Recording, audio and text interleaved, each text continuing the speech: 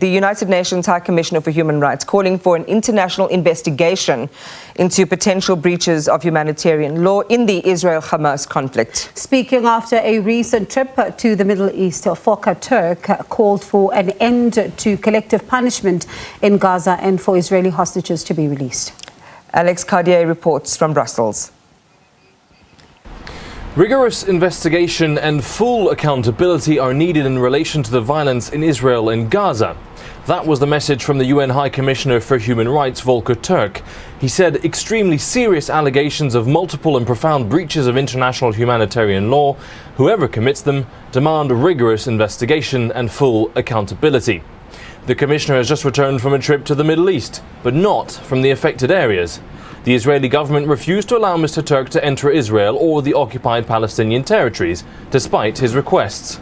Instead, he spoke to those fleeing the conflict and crossing into Egypt. Rarely have I heard such disturbing testimony about the catastrophic harm that ordinary people have endured, and which continues to mount.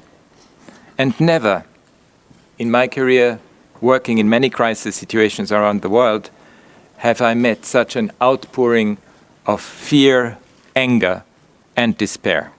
The Commissioner went on to say that the people of Gaza were being subjected to a bombardment by Israeli forces, which he described of an intensity rarely experienced in this century.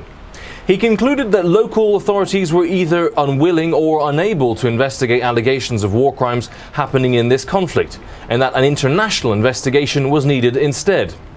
In response, the Israeli ambassador to the UN and international organizations in Geneva said criticisms of Israel's response could embolden terrorist organizations like Hamas, while the Palestinian ambassador decried what he called the genocide taking place in Gaza.